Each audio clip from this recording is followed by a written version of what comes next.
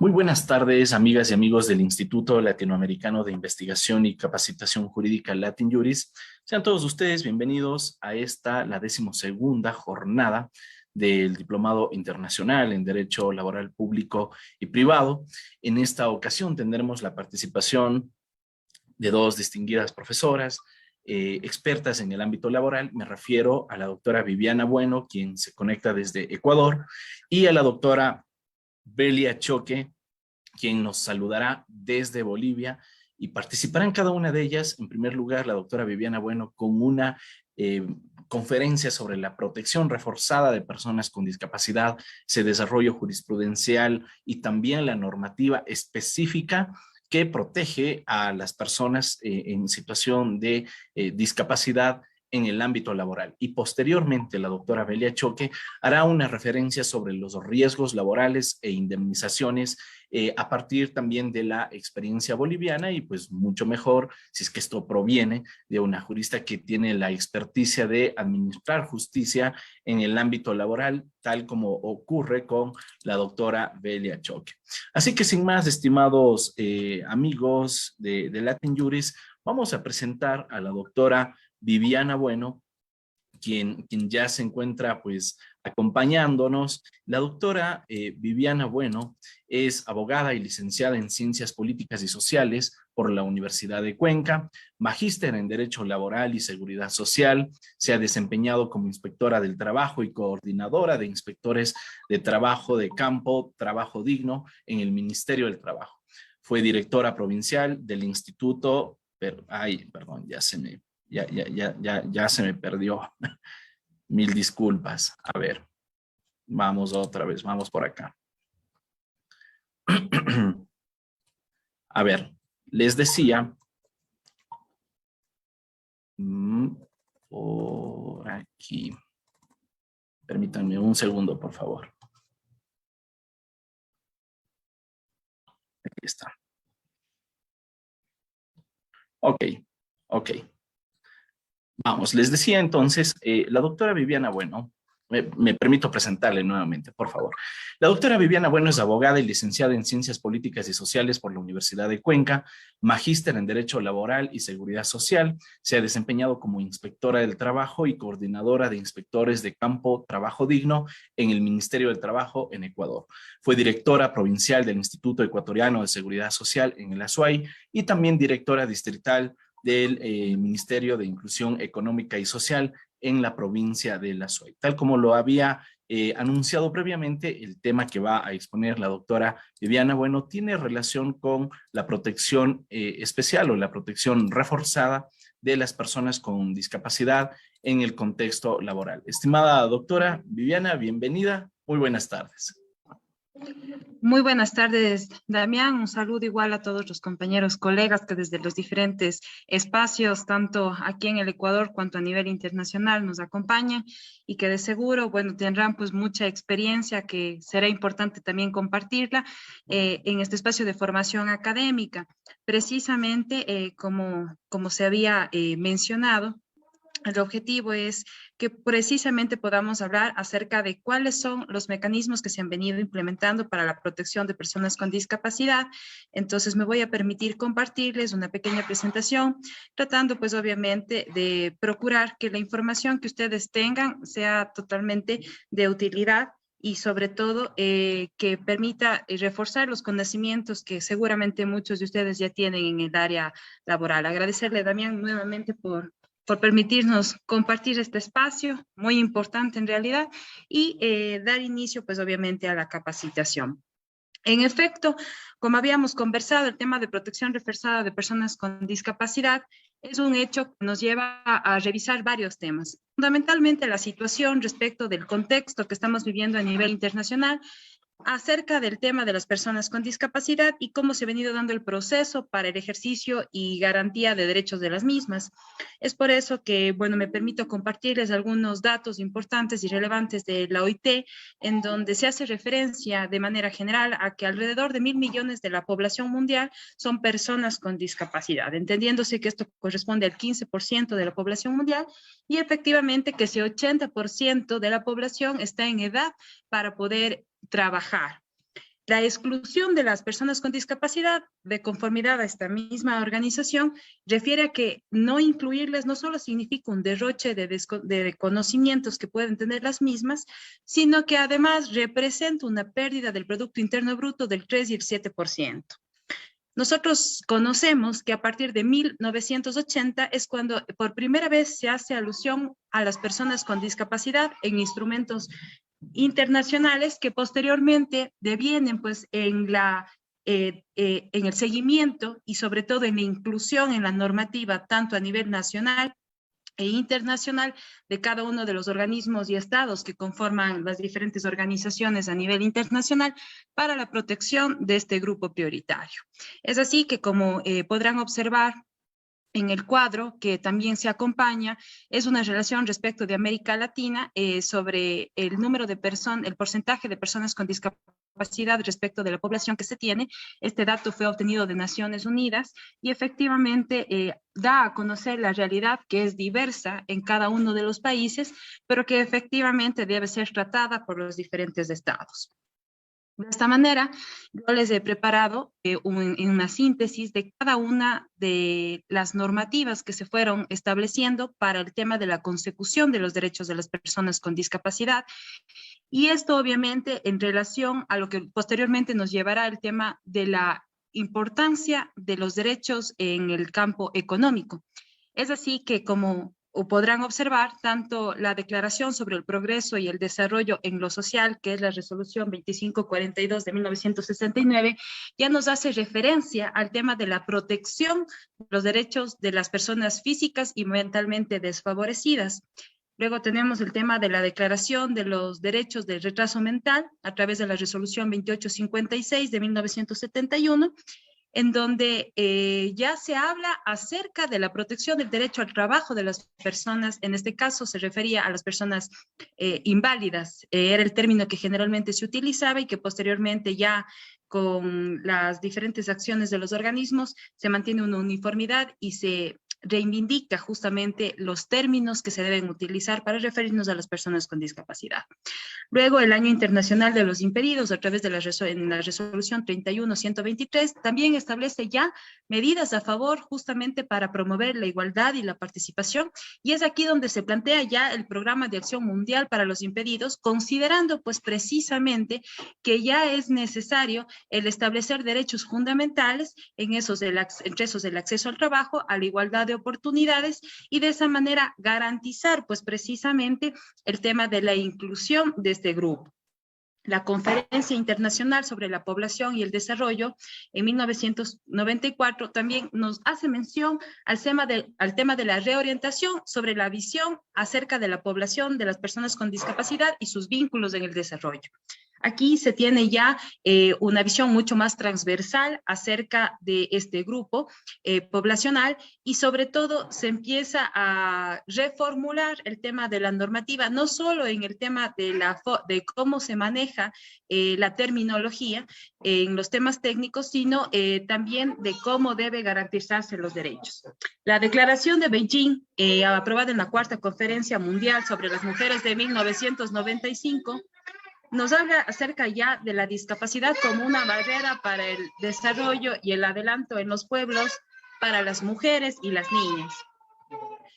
Así también la Convención de los Derechos del Niño, que a través de la Resolución 4425 en 1989, la cual generalmente también se la reconoce como un hito, establece el hecho de reconocer a los niños con un impedimento físico-mental de disfrutar una vida plena y decente. En este caso debemos decir que es a partir incluso de esta convención y la resolución que se emite la que se toma en consideración para posteriormente la formulación de normativa y leyes que se van a dar en función del tema de las personas con discapacidad. En el decenio ya de las Naciones Unidas ya se establece varias resoluciones en donde ya existe un compromiso moral y político para adoptar medidas en función de la igualdad de oportunidades de las personas con discapacidad. Por eso, en la Convención sobre los Derechos de las Personas con Discapacidad, que se da en el año 2006, en la Resolución 61-106, que entra en vigencia en el 2008, y que es, de hecho, el instrumento más relevante para el tema social, habla acerca ya de la promoción, protección y aseguramiento de los derechos de las personas con discapacidad para el acceso a derechos básicos que deberían tener en su condición de ser humano. Así, el Plan de Acción Internacional de Viena sobre el envejecimiento y el Plan de Madrid establecen también, en conjunto con la estrategia regional, un hito también para el tema de la consideración de la discapacidad vinculado con el tema etario, es decir, respecto de la edad, y por consiguiente, la consideración sobre las diferentes medidas que deberían tomarse en función de la edad de las personas con discapacidad. Así también, como podrán observar, la Convención Interamericana para la eliminación de todas formas de discriminación con respecto a las personas con discapacidad de 1999 establece también medidas uniformes para que de esta manera todos los miembros de la Convención Interamericana puedan empezar a adaptar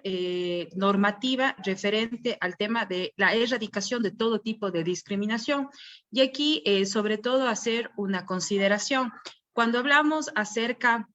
justamente de los derechos de las personas con discapacidad en el tema laboral y en general, nos referimos a varios ejes que se han tenido en cuenta. El tema de la no discriminación, el tema de la igualdad de oportunidades, el tema del acceso a la educación y al empleo y evidentemente el tema de una vida digna y decente.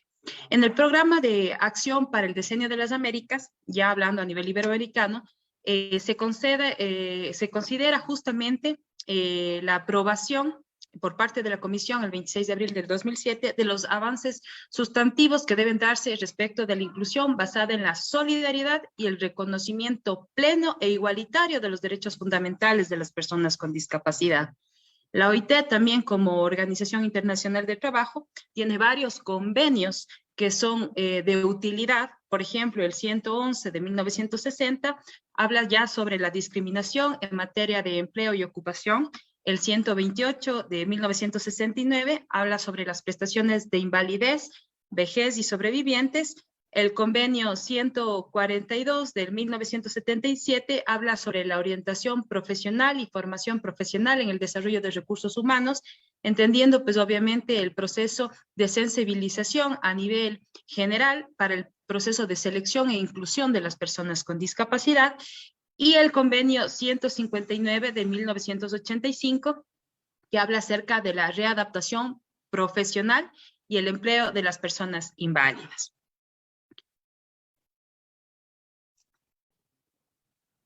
No sé qué sucede, pero ahí está.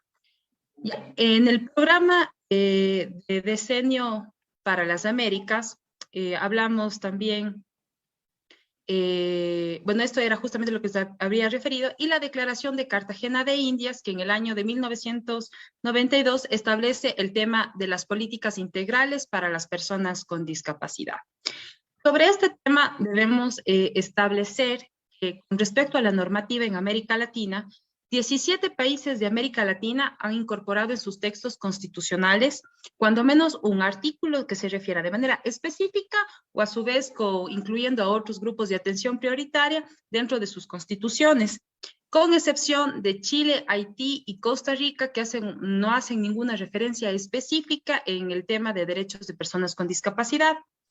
Los países que en sus constituciones han considerado un mayor espectro son Ecuador, Bolivia y Brasil. Ecuador y Bolivia con reformas medias recientes, y en el caso de Brasil justamente ya han venido por diferentes procesos para el tema de la adaptación de los derechos de las personas con discapacidad en su constitución. En el caso del Ecuador, como ustedes conocen, tuvimos el proceso constituyente del 2008 y ahí precisamente es donde nosotros marcamos también un hito en el tema de nuestra legislación para el tema del ejercicio, acceso y ejecución de los derechos de las personas con discapacidad. Entonces, como les había comentado, precisamente los derechos protegidos dentro de esta normativa que se da en América Latina en general, y como podrán observar en el cuadrito también están justamente cada uno de los países y los artículos que generalmente han implementado para el tema de la protección, está el tema de los derechos económicos, entendiendo esto a un ingreso permanente, al empleo y a la seguridad social. Y los demás derechos fundamentales que tienen que ver con el tema de salud, vivienda, educación, etcétera. En el caso de Cuba, específicamente, no se encontró una normativa expresa al respecto del tema de los derechos de las personas con discapacidad. Sin embargo, como pueden observar, tenemos ahí un desglose justamente del articulado que tiene cada una de las constituciones para el tema de protección de derechos.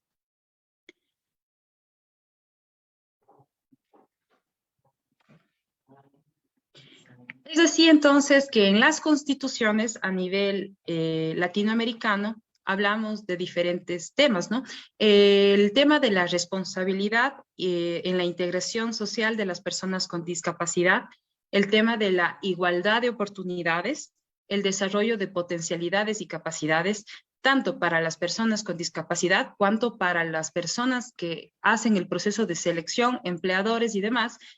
para el manejo de la relación directa con la persona con discapacidad, el tema de la atención prioritaria y especial que requiere por su condición de discapacidad.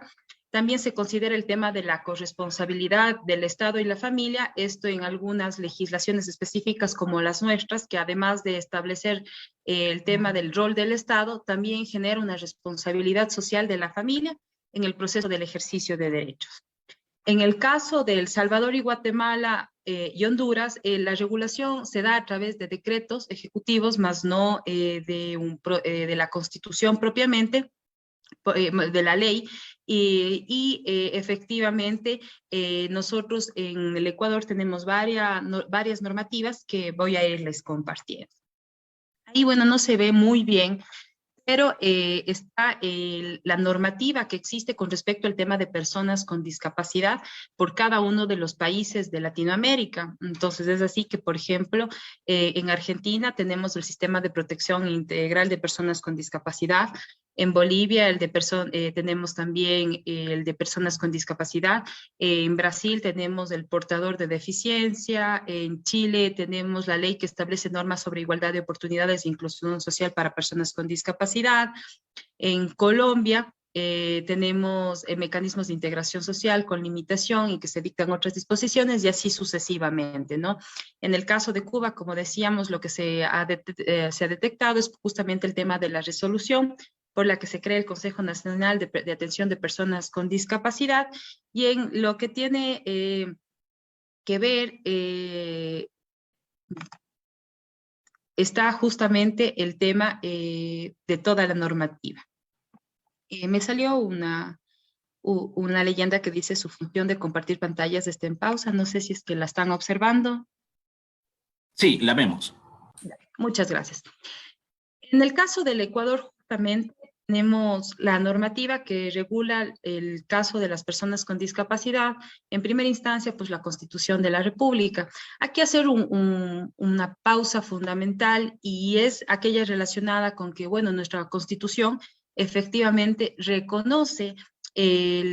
a los organismos internacionales, los convenios internacionales y la normativa internacional como prioritaria, inclusive si es que favorece de mejor manera a la población ya en el ejercicio de sus derechos. Entonces, por tanto, los instrumentos internacionales que veníamos revisando, en especial lo que tiene que ver con la Convención de Personas con Discapacidad, y los diferentes instrumentos internacionales son pues de aplicación incluso directa para los jueces al momento de resolver casos planteados por personas con discapacidad en los temas referentes tanto en materia laboral y en otros temas. En Ecuador, como ustedes conocen, nosotros tenemos la alternativa de la acción de protección y existen algunos procesos que incluso han sido revisados por la Corte y que tienen sus fallos correspondientes respecto del acceso a los derechos, en específicamente el acceso al derecho al trabajo de las personas con discapacidad. Y por consiguiente, varias de las normativas internacionales que mencionábamos incluso son de aplicación directa, en este caso considerando el artículo de la Constitución para el tema de la resolución de estos procesos.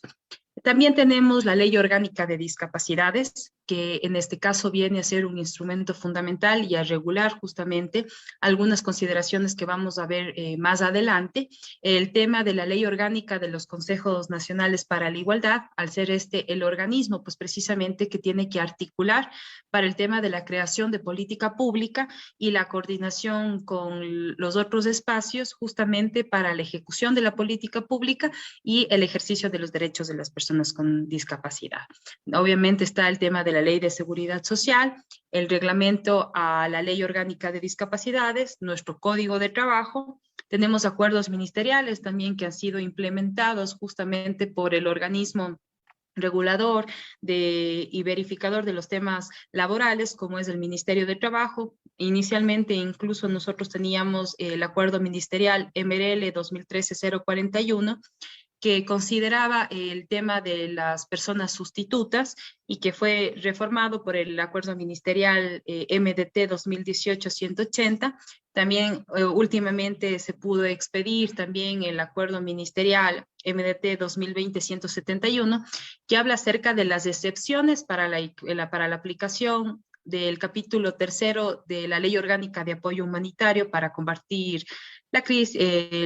crisis sanitaria derivada por el COVID-19 y que vamos a irlo analizando posteriormente. En este sentido, también tenemos normas técnicas que han sido dictadas por el Consejo Nacional de Discapacidades y en donde tenemos diferentes normas INEN que son las que regulan precisamente las condiciones que se deben tener en cada uno de los espacios de trabajo para el acceso y la ejecución del trabajo de las personas con discapacidad, ¿no? Y también hemos tenido, por parte incluso del mismo CONADIS, las directrices para la prevención y protección de los trabajadores y servidores públicos que forman parte de los grupos de atención prioritaria y factor de riesgo en la exposición respecto del COVID-19. Estas últimas normativas es importante también considerarlas en función de que actualmente, en razón de la pandemia, se han dado algunas consideraciones laborales respecto de cómo se maneja ya la presencialidad, la ejecución propiamente de las actividades y demás, ¿no?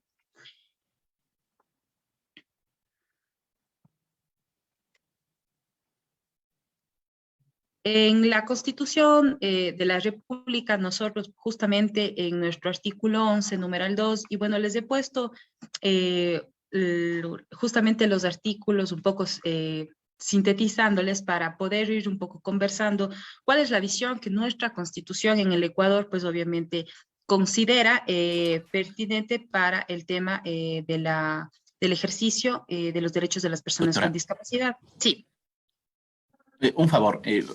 Lo que pasa es que se nos quedó la imagen en la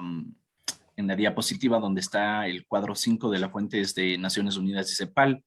Ya. Y, o sea, se está proyectando esa diapositiva, pero como nos acaba de mencionar el 11 numeral 2, capaz que está más adelante. Sí, justamente les consultaba porque me Ahí. salió. Ahí estamos. Ya, ahí está muy bien. Sí, perfecto. Correcto.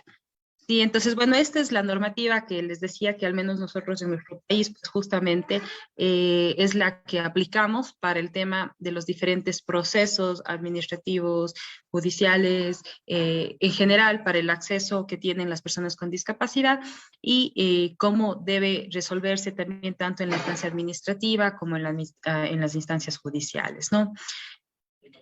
Entonces, les decía justamente que en el artículo 11, numeral 2, justamente en nuestra Constitución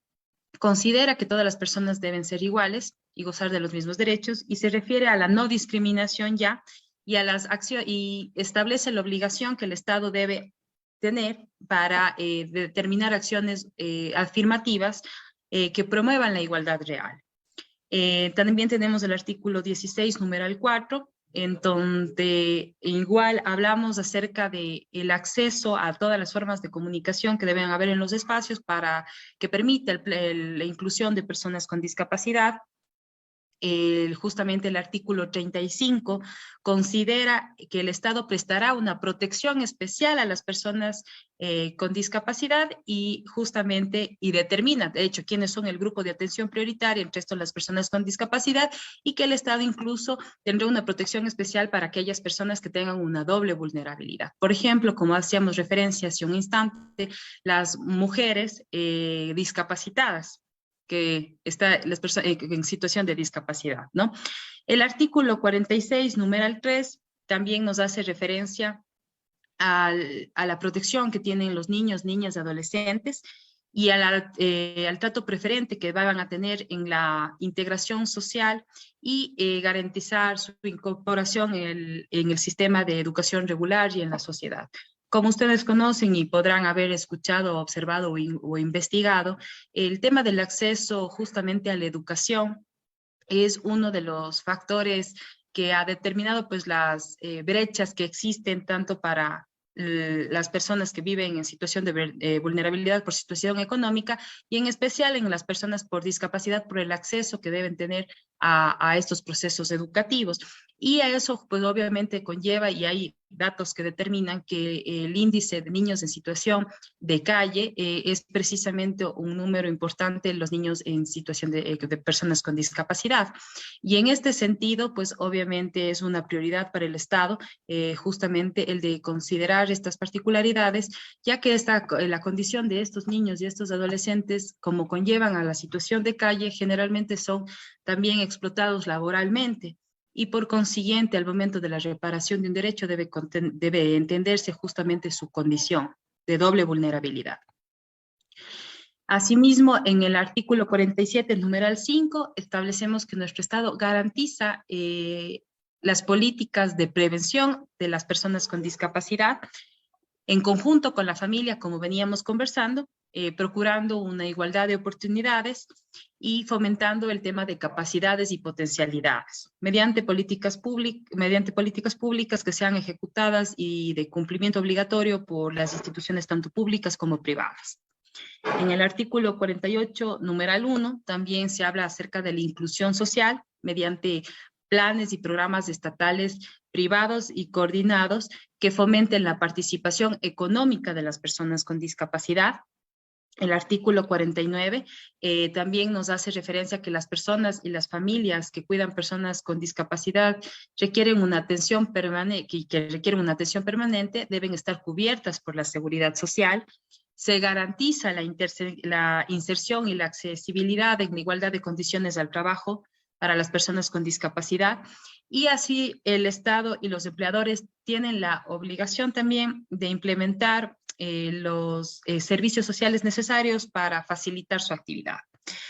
En ningún caso está considerado el hecho de la reducción de la jornada de las personas con discapacidad, y aquí justamente un poco lo que les refería hace un instante cuando revisábamos la normativa,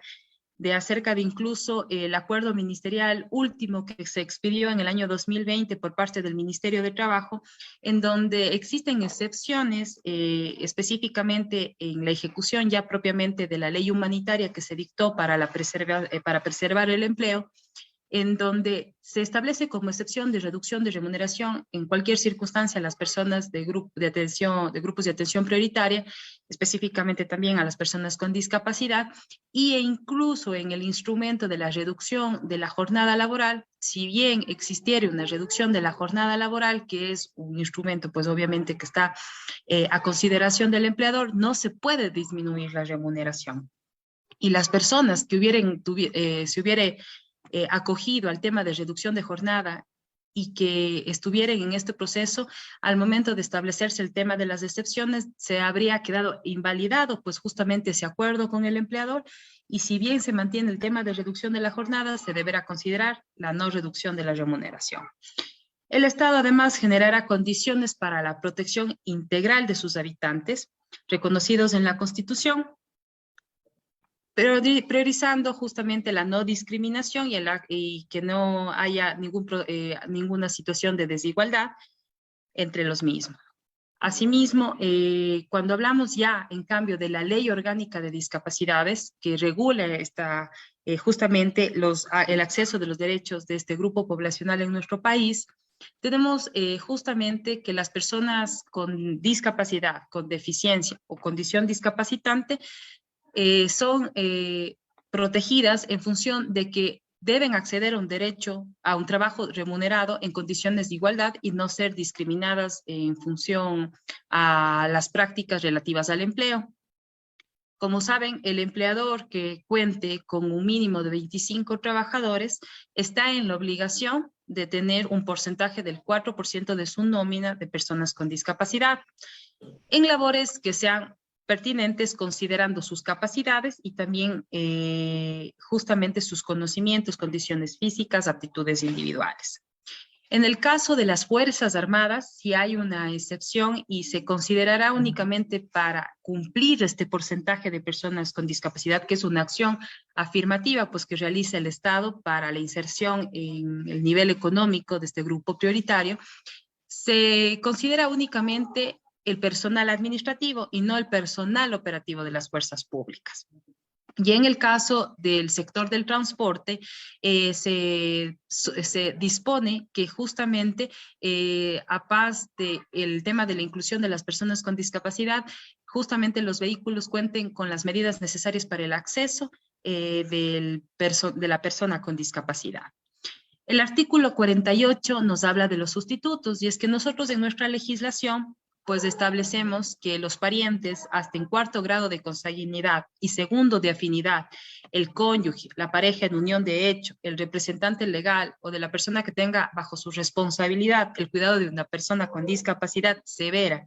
y que esto esté debidamente certificado a través de los organismos correspondientes, en este caso el Ministerio de Inclusión Económica y Social, quien es el que valida justamente la condición de la persona con discapacidad, y el Ministerio del Trabajo, que es el que otorga la condición de sustituto, podrán hacer uso de ese espacio del 4% de las personas con discapacidad que deben cumplir tanto el sector público como el sector privado. Y en este sentido, este beneficio no es que se va a poder trasladar a varios miembros de la familia, sino refiere únicamente a uno de los miembros de la familia que se encuentre bajo el cuidado de la persona con discapacidad severa. Y además, se considerarán como sustitutos también a los padres de los niños que tengan discapacidad, a sus representantes legales, pero en este caso los sustitutos no pueden ser contratados en un número mayor al 50% del porcentaje legal establecido, porque efectivamente también contamos con personas con discapacidad que están en condiciones de trabajo y son pues también una prioridad. En el artículo 49 hablamos que justamente el tema del contratar personas con discapacidad y como un incentivo para el empleador, se da la posibilidad de que aquellos que contraten personas con discapacidad, independientemente del porcentaje que deben cumplir, tendrán la posibilidad de tributariamente deducir el 150% adicional del cálculo de la base imponible del impuesto a la renta respecto de las remuneraciones y beneficios sociales que se le ha venido cancelando, al igual que la afiliación al Seguro Social, a cada empleado que tiene un contrato con el empleador en su condición de persona con discapacidad o en su condición de sustituto. Siempre que hayan sido contratados, como les decía, más allá del porcentaje de discapacidad que debe cumplir cada uno de los centros colectivos de trabajo. Además, las instituciones públicas y las instituciones privadas deben también, dentro de sus mecanismos, también establecer la metodología para facilitar la inclusión de las personas con discapacidad. Y efectivamente, aquí hay un artículo que es fundamental de la Ley Orgánica de Discapacidades y es el artículo 51, que nos refiere a que las personas con discapacidad, deficiencia, condición de discapacitante, gozarán de estabilidad especial en el trabajo. Es decir, que, por ejemplo, una persona con discapacidad que haya sido despedida o que a una persona que se encontrara bajo la protección y tuviera su cuidado una persona con discapacidad, en este caso el sustituto, que haya sido despedida, deberá ser indemnizada, además con lo que establece la ley de indemnizaciones, con una indemnización adicional que es de 18 remuneraciones del trabajador, de la mejor remuneración que hubiera tenido el trabajador. Y en este sentido, pues obviamente hemos visto ya incluso en el ejercicio de las funciones que muchos de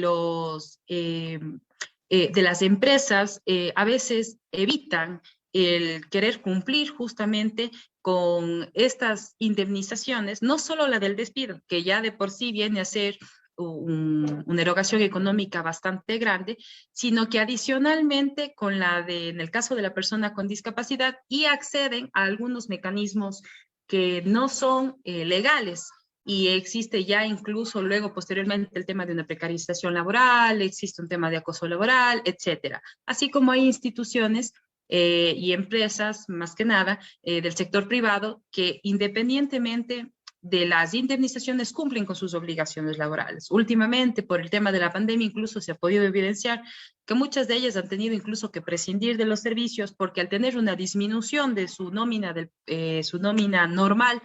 de trabajadores, ya al momento de realizar un recorte de personal, incluso por las consideraciones y los beneficios que puede incluso tener una persona con discapacidad, también consideran que es más conveniente y ya no tienen tampoco la obligación de tener este porcentaje y es más conveniente contar con un trabajador que no se encuentre en esa condición, ¿no? Porque ya vamos a ver posteriormente cuáles son esos beneficios que tiene la persona con discapacidad ya en materia laboral también. Entonces, como veíamos, la indemnización es una indemnización bastante onerosa y las personas que adquieren una discapacidad en su vida laboral, por caso fortuito, por enfermedad sobreviniente, también tienen un derecho adicional, que esto es otro tema que regula el artículo 51, a la rehabilitación, a la readaptación, a la capacitación, a la reinserción, etcétera, de conformidad con la ley. Y al momento que referimos también en el sector público al tema de la supresión de puestos o partidas, no se puede considerar dentro de las mismas justamente a personas con discapacidad o que tengan bajo su cuidado y responsabilidad una persona con discapacidad, refiriéndonos pues obviamente a quienes cumplen la condición de sustitutos debidamente certificados, ¿no? De esta manera, como podrán observar, así también el artículo 52 de la Ley Orgánica de Discapacidades también nos habla de que las personas con discapacidad tendrán el beneficio justamente de tener un tiempo para el tema de los procesos de tratamiento, de rehabilitación, al que por obviamente su condición orgánica necesitan. Y además de eso, en este artículo observamos otra variación que es acerca del permiso de maternidad. En el caso de que justamente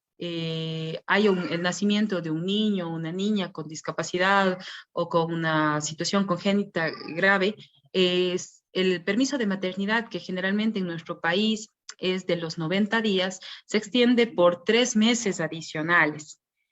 Y esto obviamente amplía también el periodo de la lactancia, que es el que se considera por lo menos con 2 horas, pues obviamente para la atención del niño.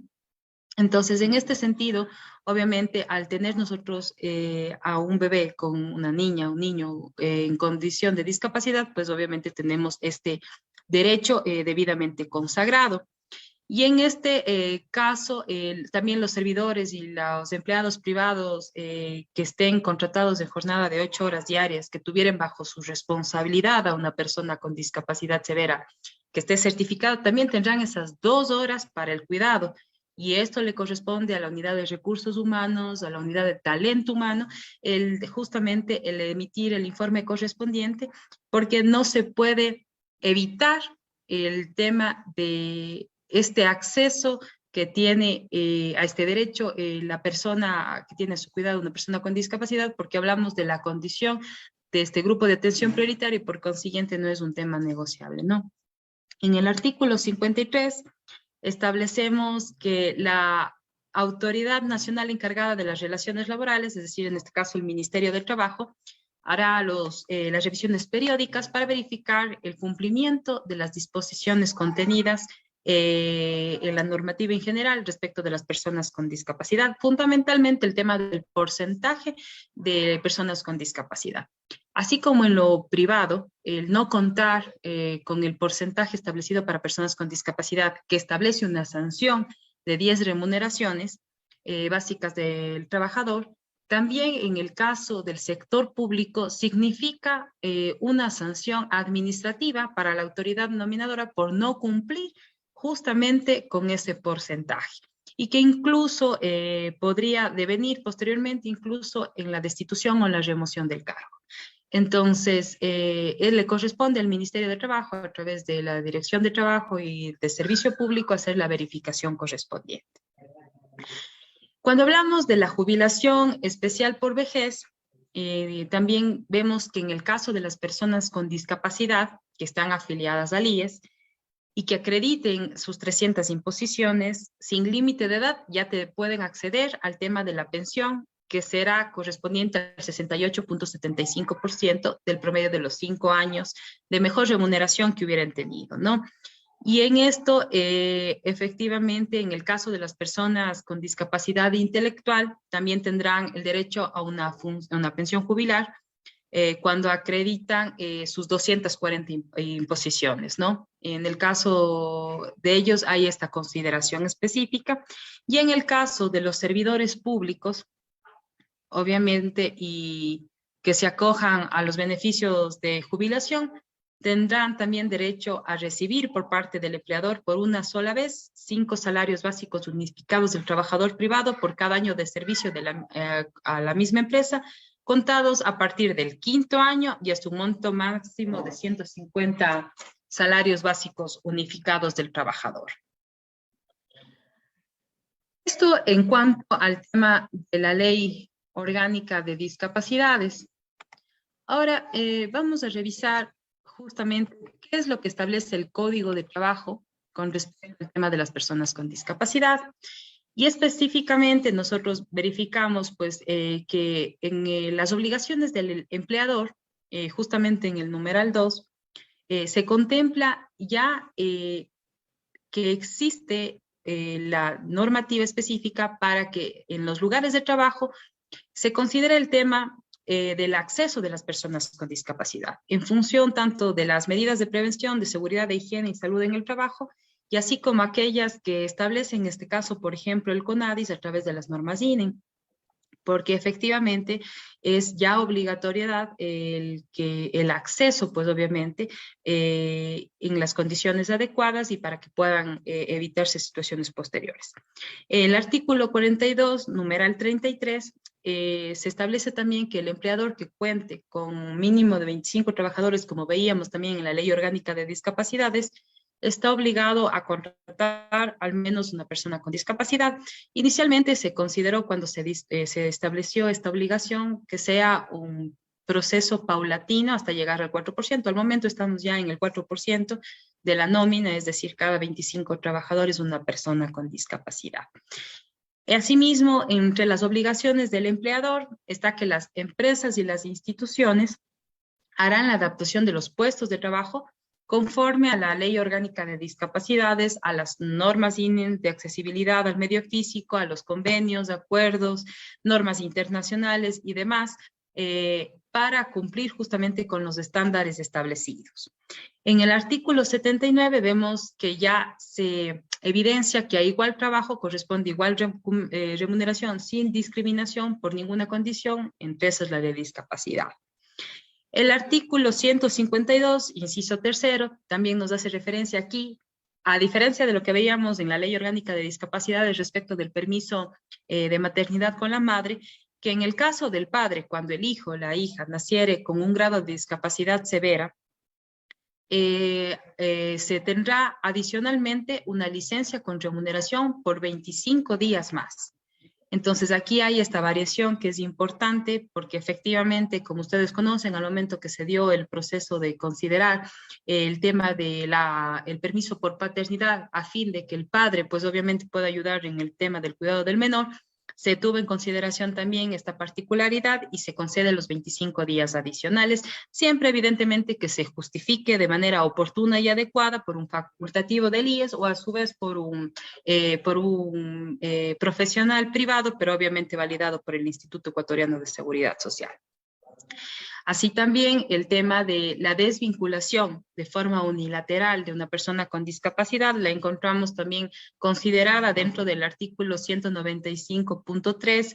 que en su inciso quinto, si bien hace referencia al tema del despido ineficaz en su parte inicial respecto de las mujeres en estado de gestación y lactancia, también refiere a que en el caso del despido injustificado de una persona con discapacidad o de quien estuviera en la manutención de la persona con discapacidad, será indemnizada, además de lo que establece el 188 por despido intempestivo, que es una remuneración por cada año de servicio. La fracción de años se considera como año completo, máximo hasta 25. Tendría que también cancelar las 18 remuneraciones de la mejor remuneración que hubiera tenido la persona con discapacidad. Estas obviamente son restricciones que se ponen pues, para procurar que el trabajador con discapacidad tenga un espacio, una función permanente y generar de esta forma una estabilidad, ¿no? Así también en el Código de Trabajo encontramos también que existe un título denominado del trabajo para personas con discapacidad, en donde si bien tenemos artículos innumerados, nos hace referencia básicamente a que el Estado garantizará la inclusión al trabajo de las personas con discapacidad en las diferentes modalidades que se tiene, es decir, en empleo ordinario, en empleo protegido o en autoempleo, tanto en lo público como en lo privado. Y le corresponderá al Ministerio de Trabajo a través de la Unidad de Discapacidades hacer la verificación, pues justamente de los procesos de inclusión y el cumplimiento de las mismas. A veces suele ser notorio cuando nosotros en el ejercicio de las funciones hacemos las visitas a los lugares de trabajo, que al momento de la visita, por ejemplo, de un inspector de trabajo, y si no se cuenta, en este caso, con el porcentaje de personas con discapacidad, se contrata de manera temporal a la persona con discapacidad para cumplir dentro de ese proceso administrativo y luego de un tiempo son desvinculados. Y esto también es una situación, pues obviamente, que conlleva a que nosotros, pues, posteriormente también establezcamos sanciones importantes, porque estaríamos también faltando justamente a la normativa y estaríamos precarizando incluso la relación laboral con la persona con discapacidad. Asimismo, vemos que los empleadores que no observen las normas de prevención, seguridad e higiene en el trabajo y esto causare que el trabajador tenga una enfermedad profesional, un accidente de trabajo que motive una discapacidad, también serán sancionados, como les decíamos, con una multa de 10 remuneraciones básicas mínimas unificadas del trabajador y además, en el caso de que efectivamente no cuenten con el número de prestaciones necesarias para el acceso al seguro de salud que tiene a través del IES, cubrirán pues obviamente ese valor por el accidente de trabajo y obviamente cuando se identifica que es por culpa del empleador, ¿no? Así también en el caso de la contratación, el desempeño, el cumplimiento entre las reclamaciones entre trabajadores y empleadores con discapacidad se sujetan a las normas generales, ¿no? Obviamente con estas consideraciones que hemos estado revisando. Ahora, cuando hablamos de la Ley Orgánica de Servicio Público, vemos que también tiene ciertas similitudes, pues, y de hecho es en función, pues obviamente que como ustedes conocen ya la Carta Magna establece los derechos que deben ser garantizados, y es así que en el artículo 27 de la LOCEP vemos que existe la licencia con remuneración, conforme literal E, de 25 días por paternidad en caso de nacimiento de un hijo con discapacidad severa, tal cual en el Código de Trabajo, es decir, para el servidor público también se aplica la misma consideración. En el artículo 33 vemos que se tiene hasta permiso de 2 horas diarias para el cuidado del familiar con discapacidad, hasta dentro de un 4º grado de consanguinidad y 2º de afinidad, y siempre que estén bajo su protección y que presenten una discapacidad severa y que esté debidamente acreditado la consideración de la persona con discapacidad y por el CONADIS y del sustituto en este caso específicamente. El tema de la supresión de puestos, como veníamos revisando ya con la Ley Orgánica de Discapacidades, también se establece ya en la Ley Orgánica de Servicio Público, en donde efectivamente no se considerará a las personas con discapacidad y que tengan bajo su cuidado una persona con discapacidad severa o tengan bajo su responsabilidad un hijo, cónyuge,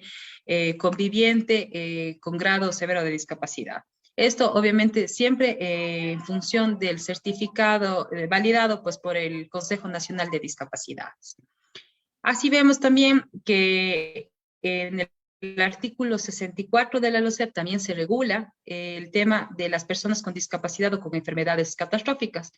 Y ahí dice precisamente que, como veíamos, que las instituciones deben contar con el porcentaje mínimo de personas con discapacidad,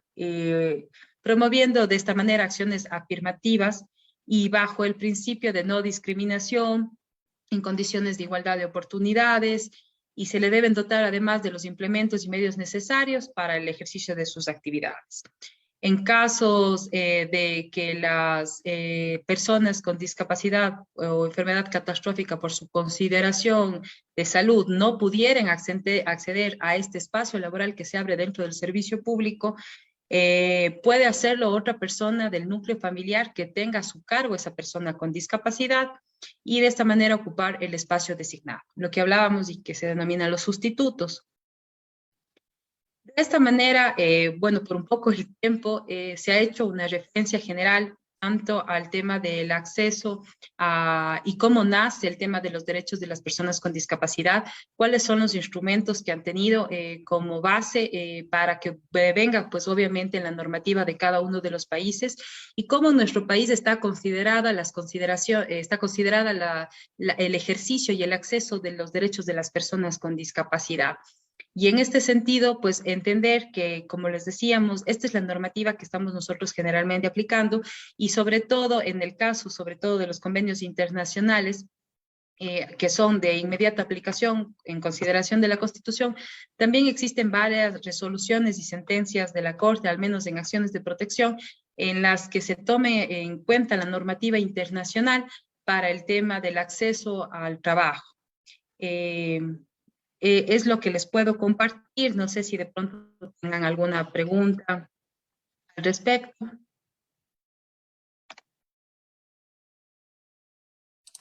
Muy bien. Muy bien, estimada doctora, muchísimas gracias a usted por compartirnos esta importante e interesante ponencia. Pues se nota que hay muchísimas fuentes normativas que nos permiten respaldar, digamos en términos muy generales, o hay un amplio catálogo de normas que permiten la protección de personas con discapacidad en el ámbito laboral. Vamos con una pregunta que tenemos por aquí en redes sociales. Segundo Chimbo nos dice, doctora, mi pregunta es, ¿hasta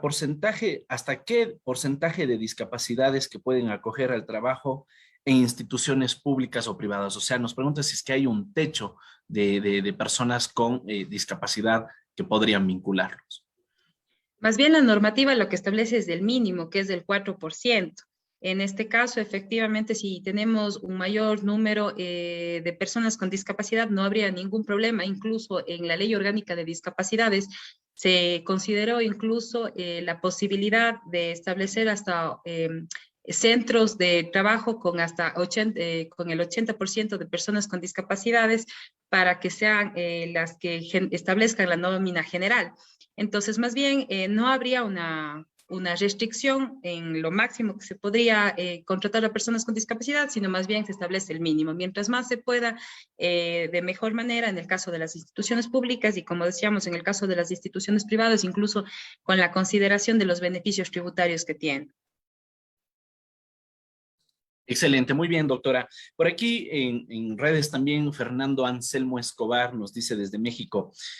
doctora Viviana Bueno, deseo enviarle mi felicitación por la brillante disertación que se encuentra exponiendo. Y pregunta, ¿qué tanto se aplica la Ley Orgánica de Discapacidades en Ecuador, toda vez que en México se encuentra la Ley General para la Inclusión de las Personas con Discapacidad y casi siempre para hacerla cumplir se tiene que recurrir al amparo, una acción? Lo que en su país es la acción reforzada, dice. Bueno, en este caso nosotros, al menos hablándole desde la experiencia de la parte administrativa, efectivamente lo que hemos podido observar, al menos el tema de la inclusión de personas con discapacidad es un tema que nosotros sí estamos de manera permanente verificando, el tema de los sustitutos de igual manera, y hemos podido observar inclusive que ya en la vía judicial, el tema ya al momento que sea la autoridad judicial la que determina la existencia del despido intempestivo, la orden para el pago de las indemnizaciones correspondientes. Al menos en el ejercicio de la vía administrativa, yo le puedo dar fe de que en algunos casos incluso se ha logrado hasta arreglar en esa instancia, en consideración incluso de la indemnización de las 18 remuneraciones, los valores entre empleadores y trabajadores. Por lo pronto, al menos en la vía administrativa se está cumpliendo y entendemos que en la vía judicial también. Evidentemente, siempre todo dependerá de cómo se logre también demostrar los diferentes temas, en este caso el despido, por ejemplo, para el tema de la indemnización de las 18 remuneraciones. Muy bien, también tenemos una pregunta de Sariri Ortiz que nos dice: saludos cordiales, soy una persona con discapacidad con recomendación médica de disminuir la carga laboral y evitar el desempeño por más de 4 horas seguidas. ¿Hay algún fundamento legal para solicitar disminución del horario de trabajo? Lo que nosotros tenemos generalmente es efectivamente el tema de las 2 horas para el tema de la rehabilitación y para el tema del tratamiento de la persona con discapacidad. En este caso corresponde ya al médico ocupacional del lugar donde usted trabaja el de revisar justamente la condición de su puesto de trabajo, porque no olvide usted que tanto en las normas internacionales cuanto en la Constitución y en la Ley Orgánica de Discapacidades dice que debe establecerse el lugar de trabajo en función de sus condiciones. En este caso específico, incluso para evitar el tema de un agravio mayor a su salud, usted tiene pues obviamente el acceso a la persona encargada del área ocupacional, y si efectivamente no se da el cumplimiento en función de sus condiciones y la carga y el detrimento que le puede generar a su salud, usted puede acceder tanto al ministerio cuanto ya al Seguro Social para que sean tanto Seguridad y Salud Ocupacional cuanto la Unidad de Riesgos de Trabajo del IES, quienes puedan determinar ya la disposición específica que debe cumplirse por parte del empleador para garantizar su salud. Si no es esto posible, no se olvide usted que tiene también la acción de protección y en este caso, pues obviamente el derecho a la salud y al trabajo.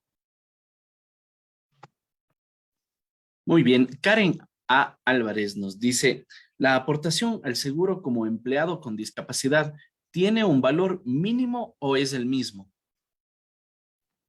Es el mismo. En realidad, la consideración que se tiene es respecto de la jubilación y el número de imposiciones. Entonces, ahí más bien se mantiene para el trabajador en general. Muy bien, vamos a dar la palabra a Carlos Bustamante. Doctor, lo escuchamos, tiene levantada su mano.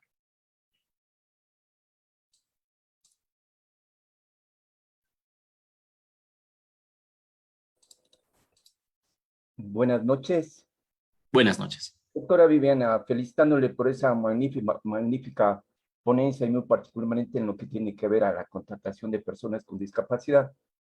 Ha hecho usted referencia a que en el artículo 51 de la Ley de Discapacidades se establece como indemnización de 18 meses de remuneración a aquella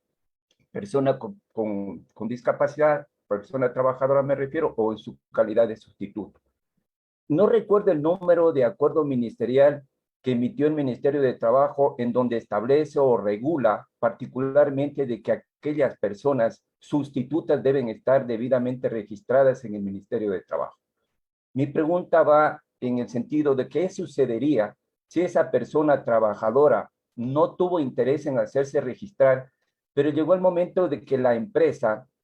tuvo conocimiento de que tiene una persona que tiene bajo su protección un hijo con persona con discapacidad, y obviamente el interés de ella era de que se le permita las 2 horas que por ley le corresponde para la atención prioritaria de aquello. Y en función de aquello, la empresa la despide, pero la indemnización que le pretende dar es únicamente la establecida en el artículo 188 del Código de Trabajo.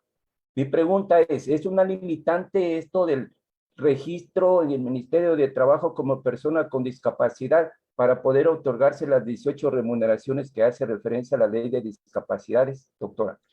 Sí, justamente, de hecho, en eso es bastante explícita la normativa, debe estar debidamente certificado. Entonces, si no estuvo certificado, no hubo el proceso y no cuenta con el aval, en este caso del ministerio, que es el que valida la condición de sustituto, se entiende que se encuentra en una condición de un trabajador en general. Por ende, no tendría acceso a las 18 remuneraciones. Sí es una limitante. El acuerdo ministerial al que usted hace referencia es el acuerdo ministerial MDT 2020-171 y es el que regula precisamente los requisitos que se deben tener para justamente ser certificado como sustituto. Entonces, tanto la persona con discapacidad debe estar registrada en el CONADIS y cuanto el sustituto en el Ministerio de Trabajo. Gracias, doctor. Excelente, y doctora. Vamos con una última pregunta. Nos dice Alberto Toaza, dice: muchas gracias, doctora. Cuando una persona está con nombramiento provisional y tenga a su cuidado a una persona con discapacidad, pero es reemplazada por el ganador del concurso, ¿se puede considerar esto como un despido? No se olvide que hablamos acerca del tema de la supresión de partidas. El nombramiento provisional y los contratos ocasionales no generan estabilidad laboral. Efectivamente, en el caso de que haya habido una supresión de partidas, se consideraría en este caso la desvinculación en la consideración que lo veníamos hablando. Pero obviamente el ser un nombramiento provisional, inclusive en todos los casos cuando existe un proceso de concurso de mérito y oposición y existe un ganador, efectivamente no aplicaría, porque estaría ya cumpliéndose también con la normativa respecto del proceso de selección. Hubiera un inconveniente si no le permitieron y participar por un tema de discriminación. Sin embargo, si es que participó y no ganó, estaría ejerciéndose un derecho. Además, que no se olvide que dentro de las acciones afirmativas para los concursos de mérito y oposición, también está el de contar con una persona con discapacidad a su cargo o ser una persona con discapacidad. Si habiendo sumado todo eso, pues obviamente hay una persona que es otra ganadora, no habría una vulneración. Muy bien, estimada doctora, excelente. Muchísimas gracias por esta conferencia tan interesante. Felicidades y enhorabuena por su participación. Y bueno, pues siempre bienvenida a participar en estos espacios de Latin Juris en los que realmente el intercambio a nivel internacional pues nos permite seguirnos enriqueciendo vaya hasta todos los rincones del continente. Así que doctora, mil gracias y pues le cedo la palabra para que pudiera despedirse de esta audiencia. Más bien, Damián, muchísimas gracias a ustedes como organización. Fomentar estos procesos académicos nos permite nutrirnos, nos permite tener mayores experiencias, ampliar incluso los horizontes, conocer mucho más y más bien agradecerles a cada uno de los colegas que son participantes de este diplomado, desearles todos los éxitos. Veo grandes colegas también que estaban escribiendo en el chat, les agradecemos mucho también sus preguntas y más bien a las órdenes siempre. Lo que humildemente podamos compartir, a las órdenes. Muchísimas gracias, estimada doctora, y bueno, pues será hasta una próxima ocasión. Muy bien, y vamos con todos ustedes, apreciados cursantes, a continuación con